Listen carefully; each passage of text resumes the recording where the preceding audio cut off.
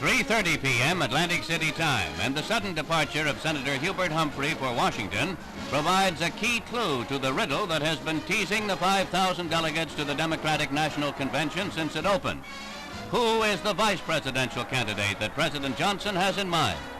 The cordial meeting at the White House gives a pretty evident answer to the assembled reporters, but the president isn't talking yet. After a brief conference, the two men set off for Atlantic City. Mr. Humphrey has been far ahead in the guessing game. Contending with John Kennedy in important 1960 primaries brought him national stature, enhanced lately by his successful guiding of the Civil Rights Bill through the Senate.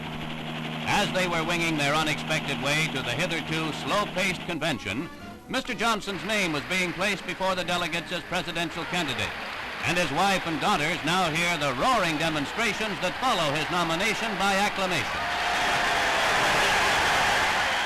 News of the president's imminent arrival has reached most of the delegates, and it makes the atmosphere even more electric than such occasions usually engender.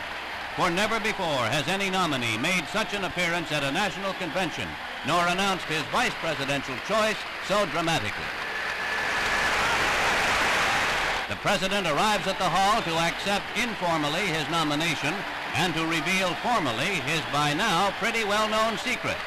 The feeling of suspense that still prevails among the crowds here and elsewhere as the president and his family come to the rostrum is thus not so much what the answer is, but the style and timing with which it will be given. The president does not let his audience down. He pounds the gavel himself to end the demonstrations. When there is comparative silence, he tells the delegates he hopes that they will choose. As the next Vice President of the United States,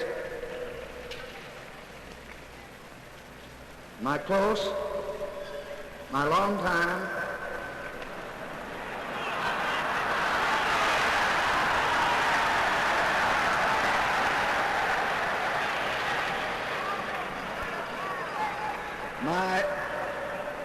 my trusted colleague, Senator Hubert Humphrey of Minnesota.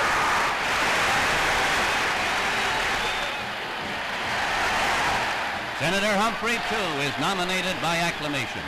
The delegates find in Mr. Johnson's statement of searching for a man who would be qualified to become president should that day come, justification for the long, silent search for a running mate.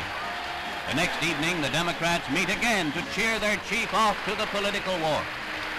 They are here also to wish happy birthday to the president, 56 years old today.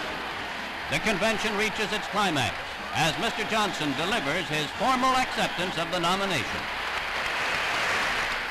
I ask the American people for a mandate not to preside over a finished program, not just to keep things going. I ask the American people for a mandate to begin.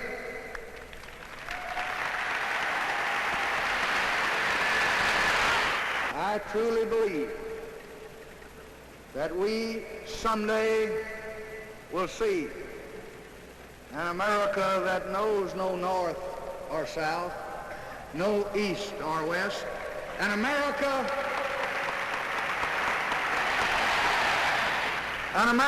that is undivided by creed or color and untorn by suspicion or strife.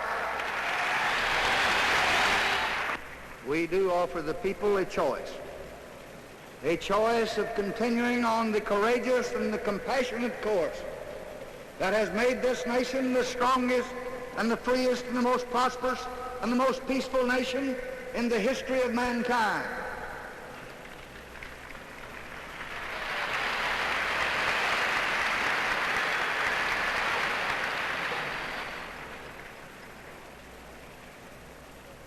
To those who have sought to divide us, they have only helped to unite us.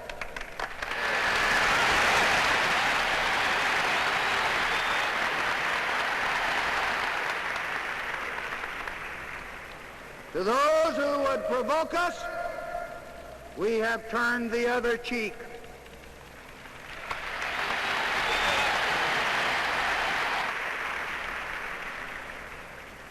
So as we conclude our labors,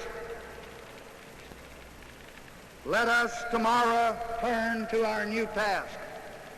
Let us be on our way